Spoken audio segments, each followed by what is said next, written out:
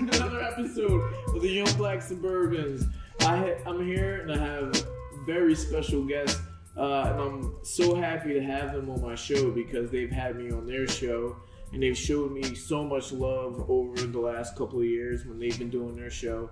We have Hungry for Hope.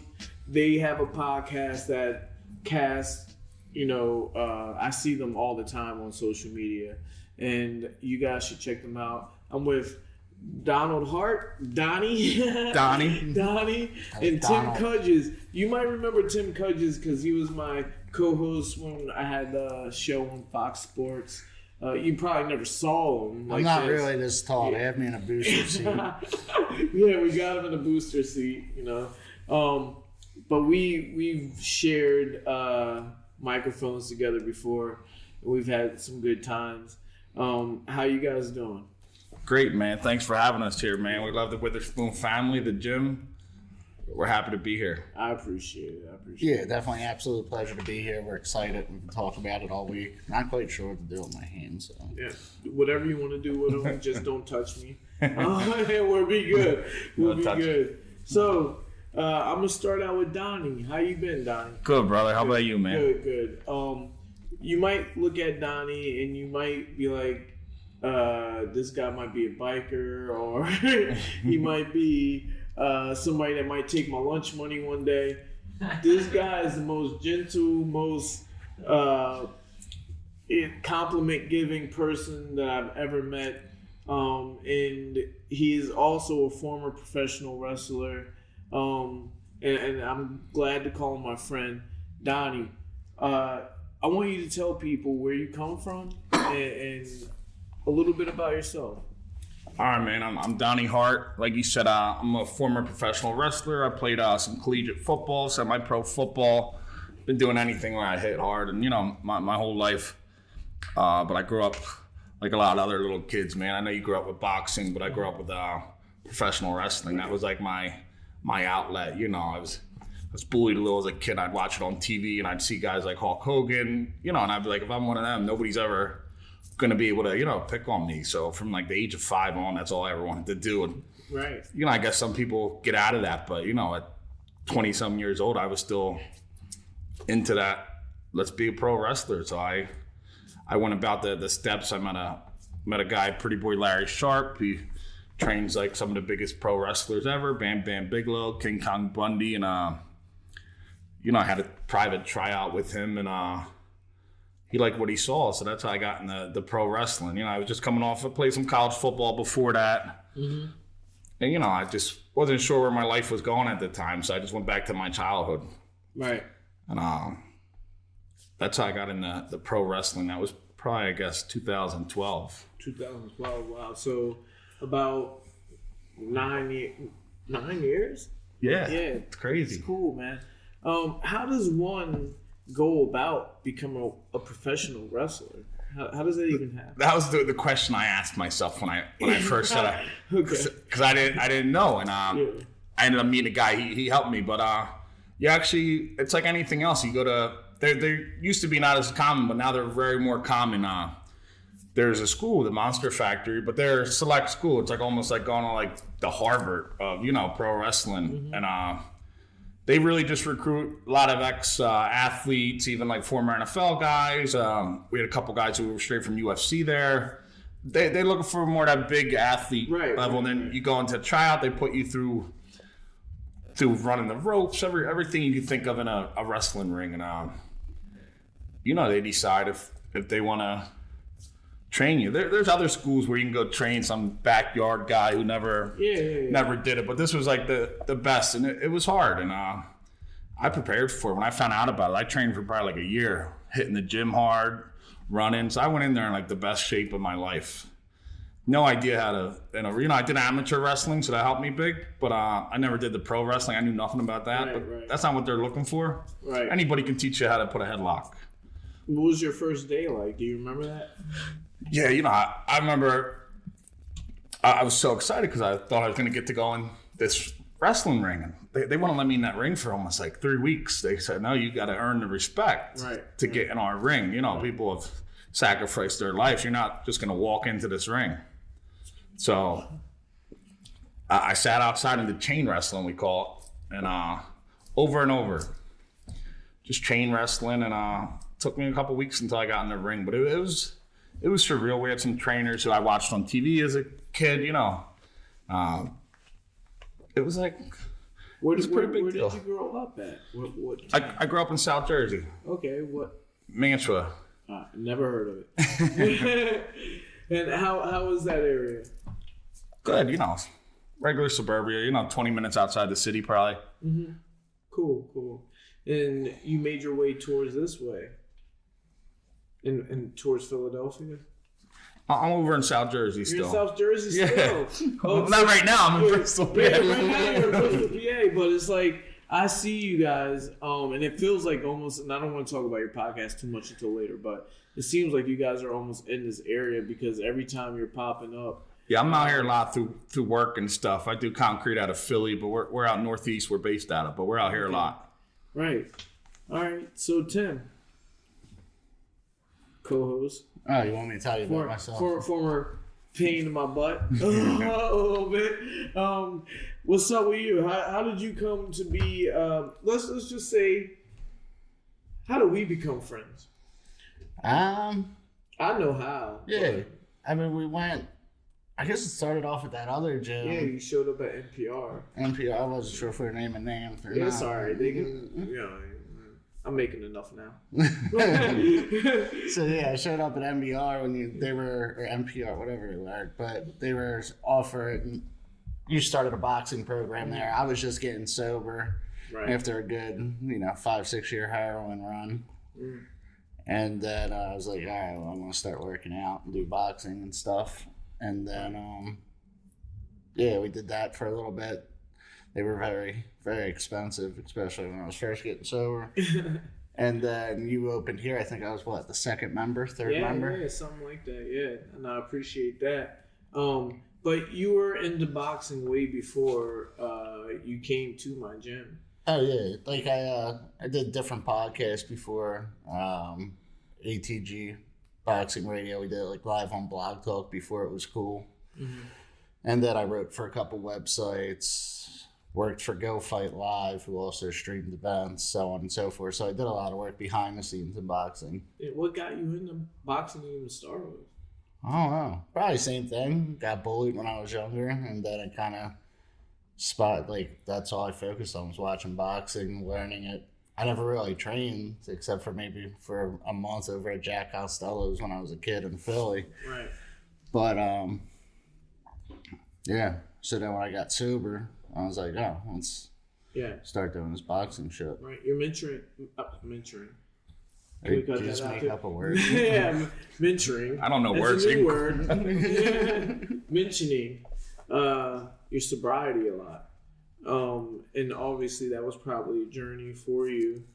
Do you remember when you were at your rock bottom and, the time that you were like, yo, I got to change it around and be around people like, positive like Donnie and Tim? Yeah, I mean, I was just in Kensington by myself, just doing what you got to do to get drugs. And at some point, I think I OD'd and they Narcaned me, and then I ended up in a hospital.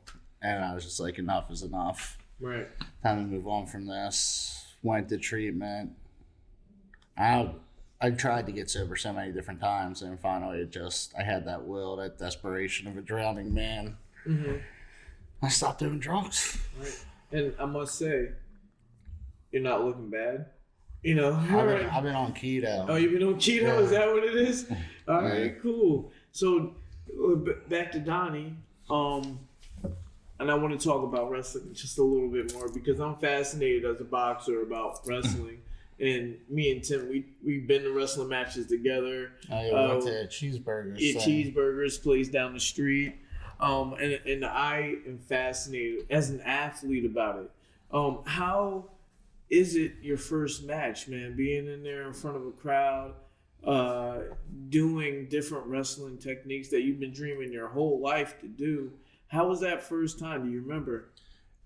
For me, man, I'm just the kind of guy I rise to the occasion. That's like, I kind of fed off when I was in there. Some people might get nervous. That's all I ever wanted to do. So when I got in there, I was like, that's where I thought I was going to be anyway. I had a lot of confidence in the pro wrestling thing. But that first match, it's a lot of emotion. Just finally, you're not achieving your dream yet, but you're almost there. The reality, that dream as a 5-year-old kid is now that people, a lot of people doubt you. Same in pro boxing, anything. Whenever you tell somebody your dream, they're going to doubt you. There's a lot of people, especially when, tell your family you want to be a pro wrestler and you're 20-some years old, they might not invite you to Thanksgiving that year. But then if you have enough confidence in yourself, no matter what you're doing, I feel like if you're willing to put, just saying you have a dream is something else, but actually putting the work in, and doing what it takes, I think anybody should have any dream they want if they're willing to put the work in. So that first match was kind of like, I felt that like I told you so, to all the people who doubted me and stuff. So it was pretty emotional that way. So you felt a little success on your first match. Did you ever feel like you fulfilled your successfulness in your whole career with wrestling? Well, kind of.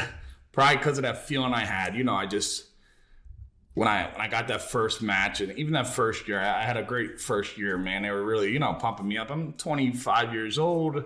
We all have egos. We're not, and this is something I wanted to do since I was 5. It was pretty amazing what I was doing. And they were writing about me in magazines and newspapers and all over the news, this up and coming. They really pumped me up my first year. And I think that was the downfall for my long-term career because, I already called myself, I was Hulk Hogan in my eyes. And people start talking to you, signing autographs. People were talking in your head and stuff. You put yourself around the wrong people. And, any kind of success or dream can lead to a nightmare. Yeah, definitely. Did you bomb ever in the actual match? Did you ever think, man, I fucked up? Like during the actual match, there was... But I always took it pretty serious in the match. But just outside the shit, my behavior, just in that lifestyle. And I had some other stuff going on in my life. And it was just hard outside the ring, too. Mm-hmm. Yeah. Do you want to elaborate on some of that? In South Jersey, it was kind of rough out to stay focused on what you're doing. You got your friends. People see your... They probably see money and fame, and people latch on, people with the wrong things, and and it's hard to just stay focused, even though I was at my dream. They basically told me, just don't fuck up, Donnie. Yeah. You're gonna be a millionaire. I can relate. And hearing that, you finally get your dream. You always wanted to know, but you never really realize, it was just a dream. I thought about it, but I didn't think it would really come true. And then when you actually are there, you don't know what to do. I didn't have people around me who gave me the best advice. And then just putting up with stuff, you start partying a little. Yeah. And the big thing that changed my wrestling career was 2014. The guy who really pushed me to get into it was my brother. He was my biggest supporter. We used to watch it together as a kid. He was like, we were kind of doing it together. And he passed away. Sorry to hear that. Yeah, thank you. Yeah. And it was just the perfect time bomb when that happened. I was still doing wrestling, good, but I was kind of at that point where I was probably partying a little too much, not focusing. And then once that happened, his death, I just wasn't prepared for it mentally. It just struck me, and I went to a real dark place, man. Wrestling became an afterthought. Anything became an afterthought. You lose. Once I lost him, I felt like we were doing it together. So he was, in hindsight, I probably should have did it in his honor. But at the time, you're not thinking that. So, I kind of put the wrestling thing on the back burner. And then I ended up getting in legal trouble within that year. So I went from, probably the doorstep of, wrestling stardom, a year before. Now I'm facing, life in prison. I got in trouble. I got locked up. Was doing some bad shit.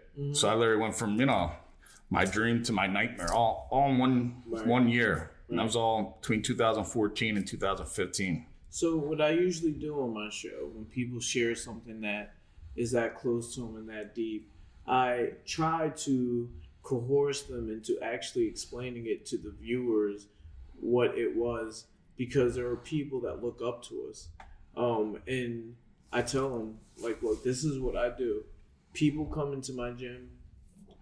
They might hear certain things about me or whatever, and I come out and tell them, yeah, I have 4 children by 4 different women. It's a lot of stimmies.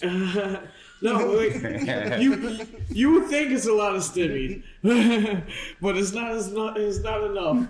I'm still in the deficit, okay? But I tell people that, and 2 things happen. The first thing that happens is that I find out that somebody else is going through the same thing. All right. And the second thing that happens is I find out that I help somebody not go through the same thing. So what I encourage people to do is to tell people their rock bottom, what happened, so they can not have to go through it themselves. People that gone through the rock bottom are not there anymore. So you could tell them that and be okay with yourself because that's who you used to be. Are you okay with sharing what happened to you and where you are now? Yeah, I could go straight from, the point I found out my brother died to, Let's go. So, 2014, March 2014, I kind of was trying to right the wrestling ship again. I knew I was not focusing as much, but I had a good talk with my brother before, and I had a big match coming up in West Virginia with Scott Steiner. I remember big pop. That was our, like... Is he from Canada? No. I don't know where he's from. I know what you're talking about.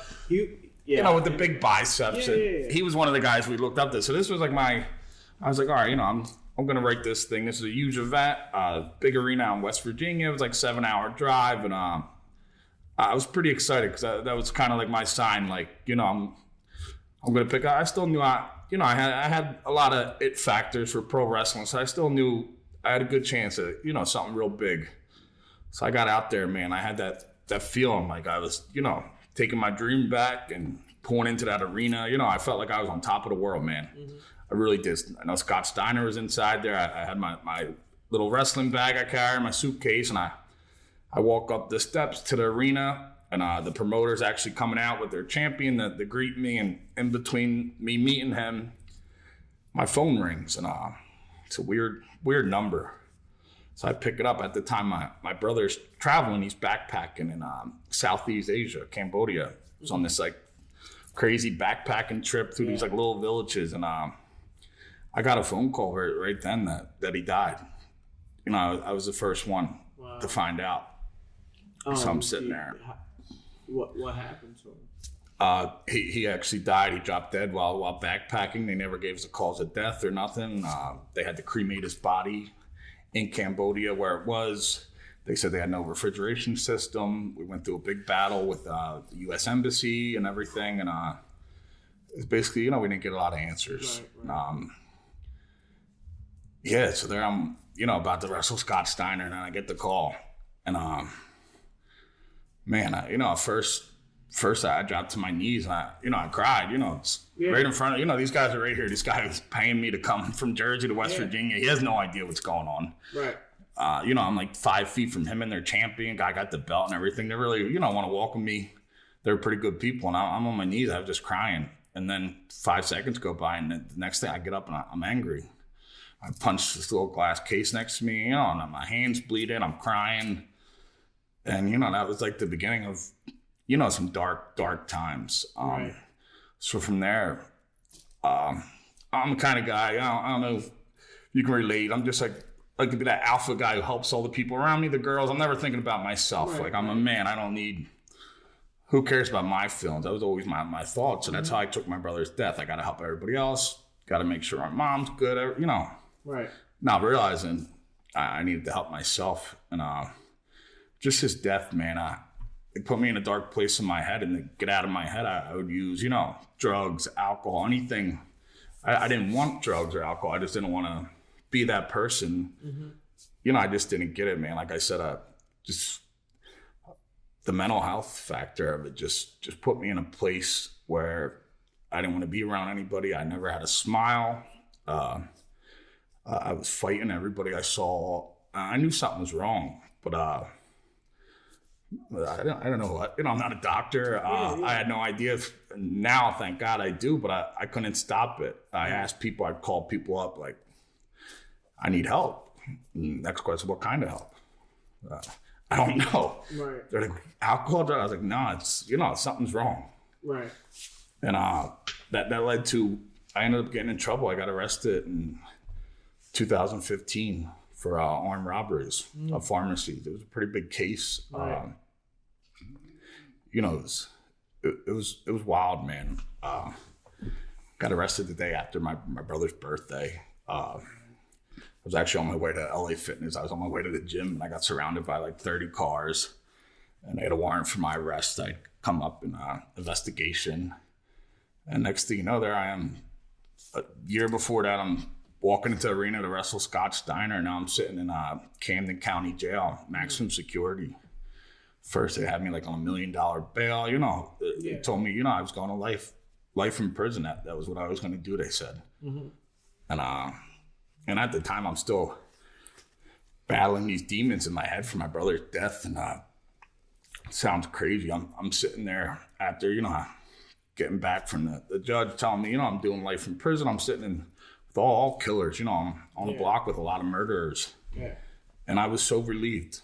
I was so happy because I was locked up. I was out of, my life was more of a mess than being in a controlled environment. So actually being locked up was the turnaround point, if I'm hearing you correctly? Being locked up saved my life. Right. It was the turnaround. How long did you do? I was in there for about a year, and I got bailed out. They had to combine all this stuff, and but right after that, they had to send me to another place to go do another year.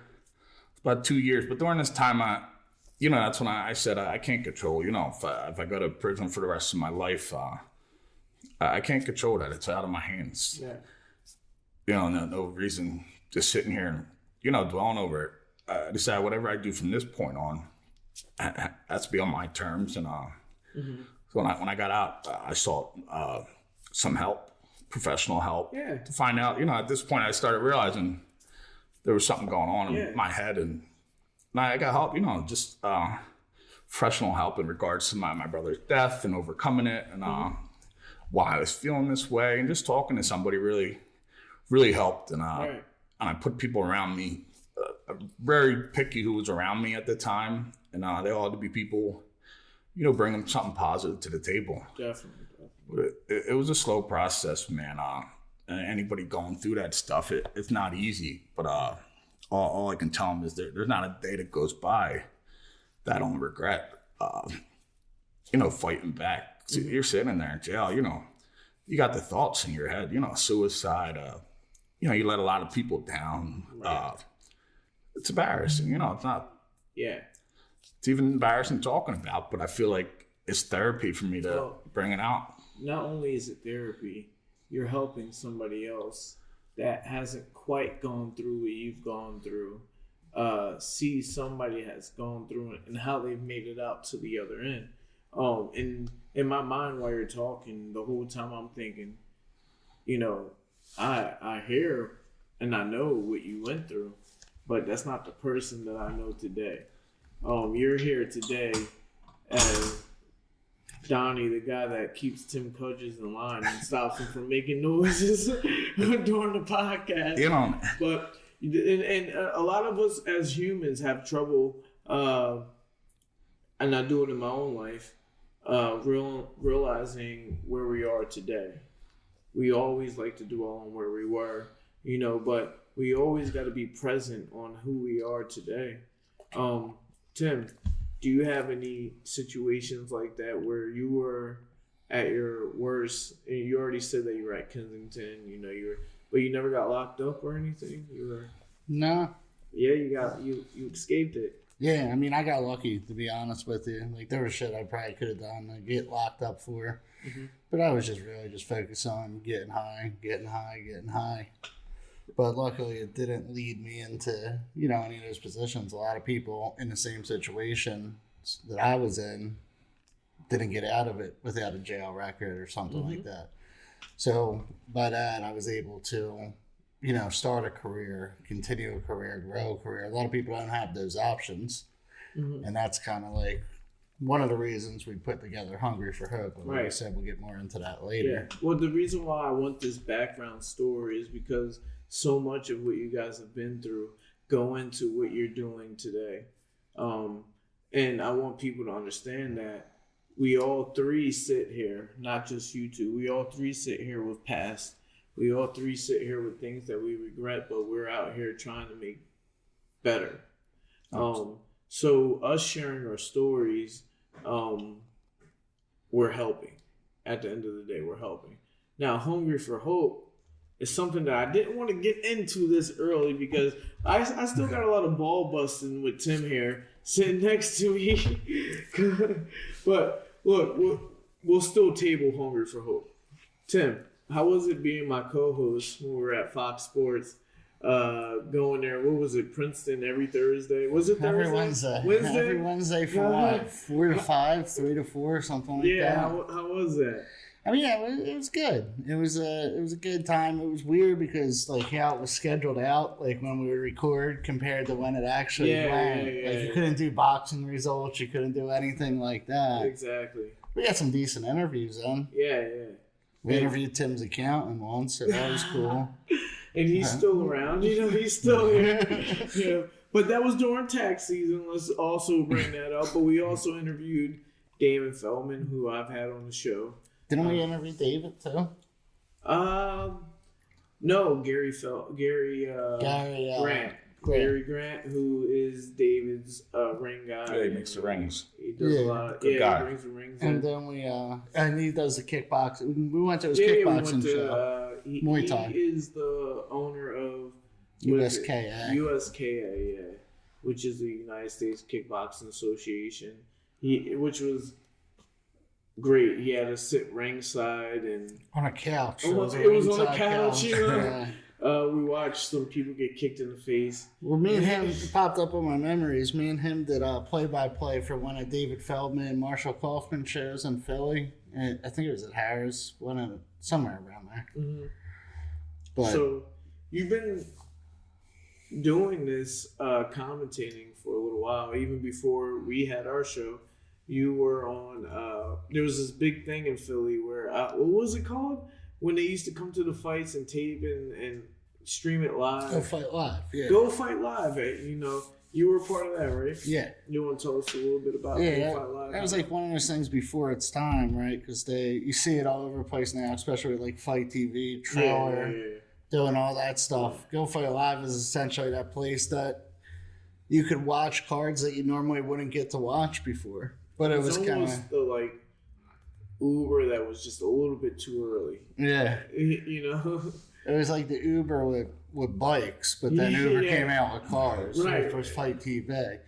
Like, I know Keith Evans is with Fight TV. He was an integral part of Go Fight Live, so they bring some of that to that. They just didn't have an app. It was just web-based. You went into you could stream it. Yeah, off a website, right? Right. And then off of that, overpriced. Not only that, like, we talk about Donnie and how he's in the ring, but I've been your coach as a boxer. All right. Yeah, let's go. Let's go. What am I, 2-0 in your corner or something like that? 1-0? 1-0, I think. 1-0. Every time there was always something that came up. Either the car got canceled or you couldn't be in town. Yeah. Tim Kudgis is a celebrity boxer. Was. No, you're retired? I wouldn't say. I'm just not doing it anymore. So if the right situation came up, you'd be ready. Yeah, if I can fight Meghan Markle's brother again.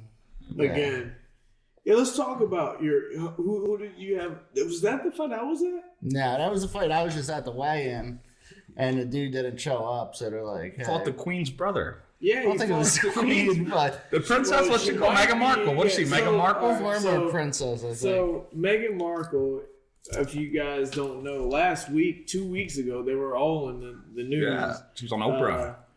She was on Oprah, did the interview about her. And you couldn't get Meghan Markle on the show, but you got Tim, who fought her brother, who she doesn't talk to. So we're like to knock off Oprah, bro. Not only that, I had the promoter on the show last week. So Damon Feldman. Oh yeah, Damon on. Show. Yeah, Damon Feldman was on the show. He never even mentioned that. That is like, to me, you get Meghan Markle's brother to do a celebrity boxing match. It was national news. It was pretty big. Yeah, I mean, he's got a big fight coming up. The Lamar Meghan Markle's Odom. brother? No, Lamar Odom. I think he's Lamar retired. Odom. Yeah, we talked about that, but no. Let's talk about you and your fight. You actually, so a lot is going on in my head right now. And as you bring that up, So much. I was in England at their version of the stock exchange, and I met the Duchess of Cornwall, who is I fight her brother too. Prince. So Prince Harry's father married her after Princess Diana died. I married his mission. I'm married. Shit. Can we cut that out too, Jordan? I didn't marry her. I met her. I met the Duchess of Cornwall. Whatever you want. We don't even know your personal business. Must be nice not going live. It literally is the mistress of Princess. You know, the Princess Diana. We got a whole lot going on there. Whatever. There's a lot going on there. Princess Diana's husband went with this lady, and I met that lady. And let's just say that. So like the poor lady man's that he version was of having Princess affair. Diana. Yeah, the lady. You met the mistress. Yeah, the mistress. How's she look? I guess. I don't know. So when you see her in photos, they always make her look horrible, bad, you know. When I met her in person, I shook her hand. I met one of Tiger Woods' mistresses. No, Stay focused. So I shook her hand and everything. Oh, that's a nice lady, you know. When you go over there, and someone from royalty shows up, obviously it's like the Secret Service. They make everybody line up. So I had to line up next to people I didn't know. And as they walk by, she shakes everybody's hand. I had to shake her hand. I said, hey, nice to meet you. I'm from America. This is a pleasure. She's on to the next person. And at that time, I looked and I'm like, yo, she's not as bad as they make her look in the tabloids and all that. Now, I'm sitting next to Tim, and he is fighting. I'm throwing hands. His son is married to the guy that Tim Kudgis, who's sitting next to me. Sister, who he has fought. I didn't even put two and two together until just now. We're famous, man. Yeah. We're riding. I think Tim sometimes forgets how big that was. Yeah, that is actually a huge thing. I didn't even realize that. I forgot about it until Donnie was sharing the Daily Mail. Yeah, I posted an article yesterday from it. You know, because you know what Tom Markle did? That's his name, Tom Markle. He dedicated the fight to baby Archie, the baby Megan just had. So Tim was in the fight dedicated to baby Archie. That's like, wow, that's freaking the biggest thing since the Eagles won the Super Bowl in this area. Very high point in my life. How did that fight go? I didn't. Yeah, Tim, how did that fight go? I got disqualified, punched him a little low. He punched the Queen's brother in the balls. Yo, What kind of monster are you? We're about redeeming yourself, and you're out there assaulting royalty. Oh, he was pretty much. You know what, It was a blow. He got disqualified. Yeah, it was rough. I'm not even gonna say what I was gonna say. Where is he from? I like Oregon or some shit. So yeah. they're from the U.S. He always makes the news. You can Google him. Yeah, Tom's had some demons. Yeah, he was a pretty cool guy, but it was pretty cool meeting him. I was with Tim during all that. Right. But he's definitely a guy who's fought some demons, and he doesn't talk to Megan right now. Well, Megan don't even talk to the Queen. Yeah. Let alone him. So she's a tough one, man. Yeah, she only talks to Oprah. Yeah, exactly, for a price. So Tim, we, like I was trying to say earlier before we got into that whole debacle, which fucking brought back a whole bunch of things. Who was it that I trained you for to fight? I cannot remember. Yeah, it's just some ham and egger. Yeah. We got rid of him. He fought the Queen's brother. Now he's like, Yeah, I don't think he's related to royalty. He didn't have a crown. He was only a governor. That's all. He wasn't the Queen's brother. Nah, I forget his name.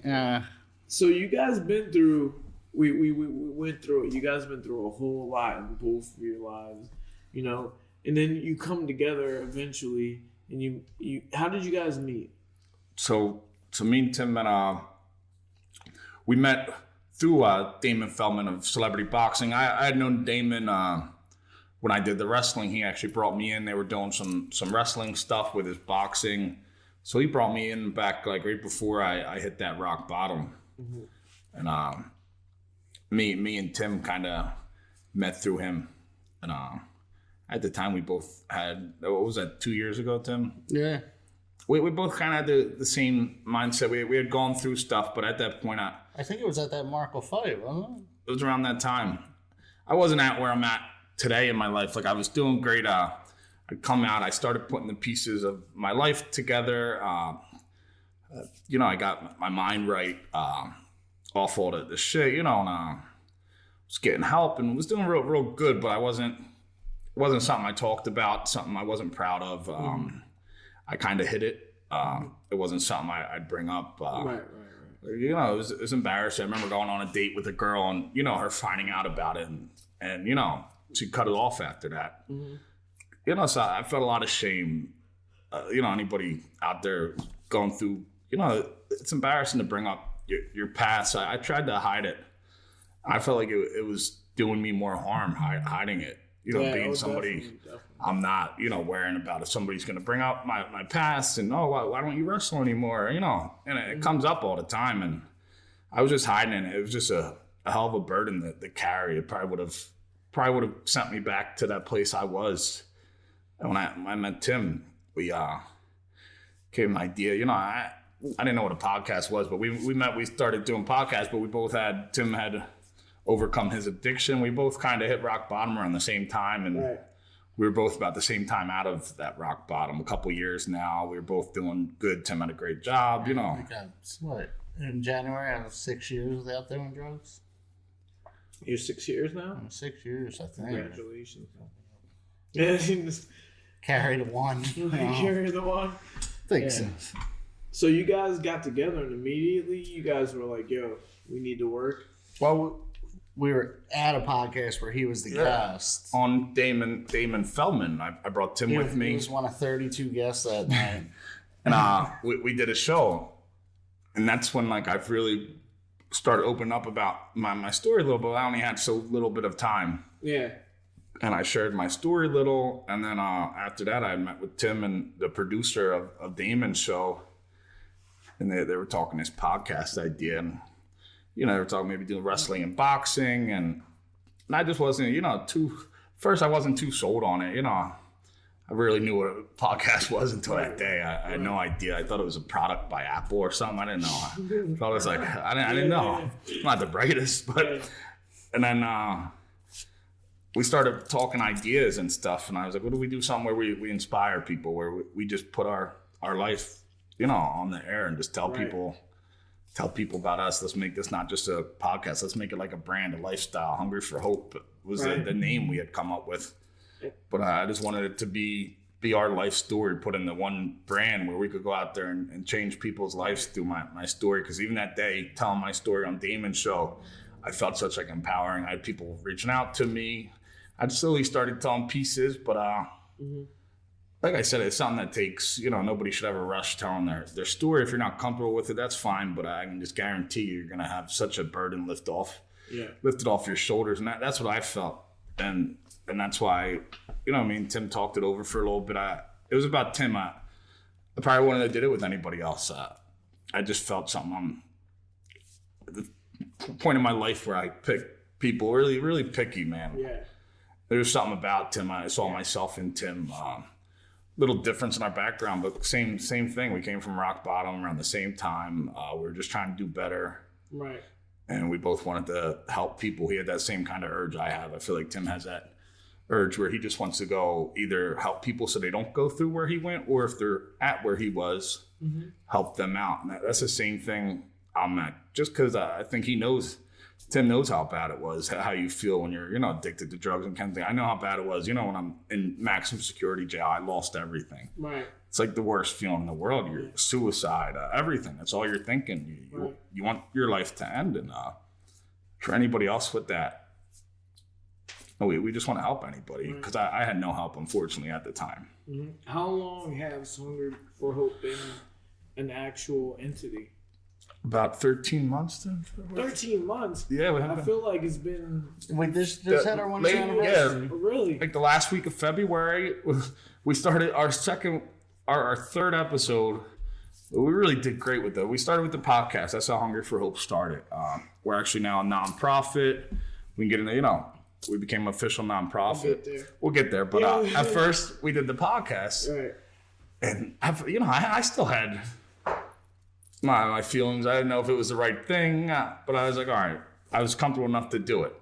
Mm-hmm. And I was like, we'll see. Worst case scenario, I wasted, one day of my life, And we did it. And after our first 2 episodes, I knew right away. I was like, this is whatever the calling I'm on right now. Right. This is my platform to help spread my word. And I was so freaking pumped. Tim was pumped. We had great 2 guests, the first shows. We had Winged Door and this girl, Destiny Campanella. They're amazing people. And then what happens? March 16th, right before our 3rd episode, the pandemic. Yeah. The studio gets shut down. I think I did our episode in my house, right? Yeah, we did Zoom. Yeah. Which I hated as Zoom. Donnie thinks every streaming service is Zoom. Whatever it was. we're all at home. I don't know. He's watching YouTube. Oh, is this a Zoom? Anything that you can call face-to-face in Zoom. Is this big It's easy. proclamation on Zoom? Tim, do you remember the early stages of Hunger for Hope? Yeah, I mean, it was just like he said. So we started off our episode. The first episode depressed everybody. We told our story. Got a little dark, but we got the hope in there at the end, and then we started having guests on. Winged Door is our first guest. Have you ever? He's a good guy too. He helps us, man. He's kind of part with our thing. He's helping us any way we can help each other. So his story was. Tim wants him on the podcast. All right, I'll have him up right when I leave here, man. Yeah, I met He's one of my best friends. In Kensington when I fought. He was a guest there. I'll call him right when I leave here. I'm like best friends with me. He's another guy who's helped me. That's why, I partnered with Tim for this, but I knew who my first guest had to be. Right. Because when I was locked up, Winged Door, he reached out to me. His book? Snow on the Barbed Wire. He wrote a book about his, overcoming his times. Was he just the winging champion, or did he do other things with his life? He ended up, he made a wing sauce. He had commercials on KFC. He was just a truck driver from the neighborhood, just a normal guy who could eat a lot, and he took it and he ran with it. Right. And he ended up getting pretty big money at some point. He was doing all these competitions. He was on Fox. They had something like Man vs. Food. Too. Yeah, he was killing it with these. KFC came out with wings, and they put the whole brand behind him. Right. And kind of like how I was at my point, and I started getting that fame and everything, and you're just normal guys. You don't expect it. And he kind of, me and him could really relate to how we handled him. He ended up getting some bad stuff, and he got arrested for cocaine trafficking. And he went away to jail. He took it like a man. We're gonna let him finish telling his story when he comes on the show. But yeah, because really, what I want to do is, Hunger for Hope is such a great name. It's such a great movement. I know about it because I follow you guys on social media. Obviously, I'm close to you guys. You guys have come and supported the gym outside of me asking you to do anything. You've done it on your own, and I'm so privileged and happy to have friends like that. So really what I want to do is talk about Hungry for Hope and how that became. What does the name Hungry for Hope mean to you, Tim? Oh, what does it mean to me? We ask this question kind of at the end of every community spotlight on our show. But it's just, something to fight for, something. I didn't have any hope for so long during those probably half a decade more. That's something I strive for, to have hope. To, people don't have it. So my goal, as opposed to, I wouldn't say I'm defining it as what it means to me, but my goal is to help everybody get hope. I was hungry for it. I found it, but there's a lot of hopeless people out there that need it in their lives. Mm-hmm. That's what Hungry for Hope means to me. Same thing. To me, This is, like you said, I love the name Hungry for Hope too. Connected right away. To me, I just feel, because I use my life experience, man. I was there. I lost all hope. And things that happen when somebody loses hope, what happens, man? They become suicidal. You have nothing to live for. You're gonna look out for other. You're gonna do drugs. You're gonna become suicidal. Your life, you don't have anything to live for. Right. Who cares? So I had nothing, man. I lost it all. I lost to wrestling. My fiance left. I had a couple of friends and family, but most of them left. Mm-hmm. They were all there when things were good, when they thought I was going to be the champ. They were like, all right. Yeah, they were all there, but then they all left, and I've and not to downplay or anything. I don't want to act like I can relate to you guys on that level, but I felt how it feels when we all have on top of the world and it's over. Fortunately for me, I don't know how it happened. I went right into training people, and that gave me a purpose. I never went to the streets in my whole life. I've never went to the streets. When's that bare knuckle debut? I'm never doing bare knuckle. Boxing was your identity, though. It's your identity. So when you lose your identity, and that's what happened. But also, my identity changed because I went into training people, and people respected that I had knowledge enough to give them what they wanted from me. You guys are in a situation now where you're giving back through this podcast. How does the process go with every week picking a new guest, every week picking a subject of what you're going to do? How do you guys go about doing That's all Donnie. I'll let him take that. Oh, Donnie does it all? Oh, man. You know what? Before you answer, sorry, Donnie, I didn't think that. I didn't know that Donnie was the mastermind behind. We're a team, man. We couldn't do this without him. He couldn't do it without me. We're about as good as partners you can get. But I do a lot of the guest things. Tim does a lot of other stuff. But yeah, we've been blessed now. We've had guests for the last 10 weeks lined up in advance. We're putting guests months in advance. We're booking them. Because even now, more people are reaching out to us. Mm-hmm. We got to look for the right person. People, the guests, I'm real picky about it. I've turned down a lot. People, even ones who give us a big base, they might have a big following. I don't look at that, man. I don't give a shit, man.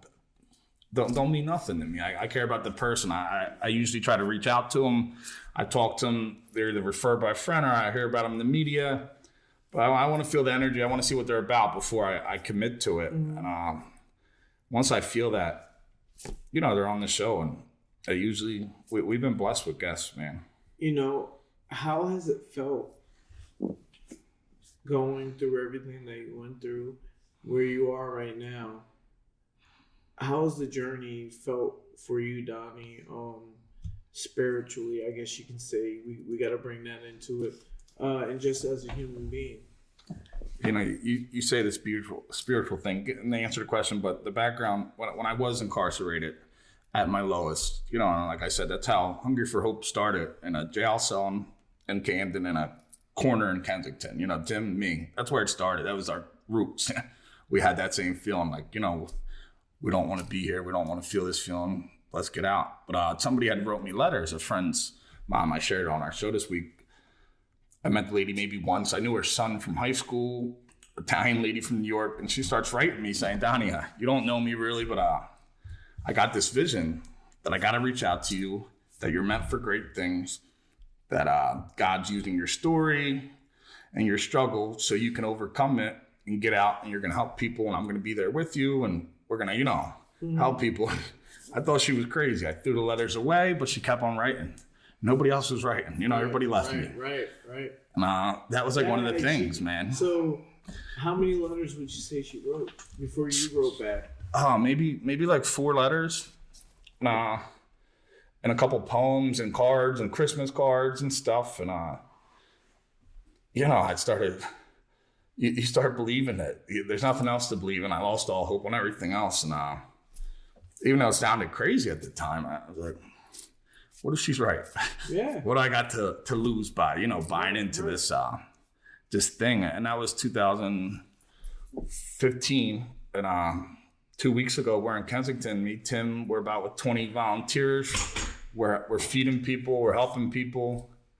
And she's... Well, you give me this little clown chair.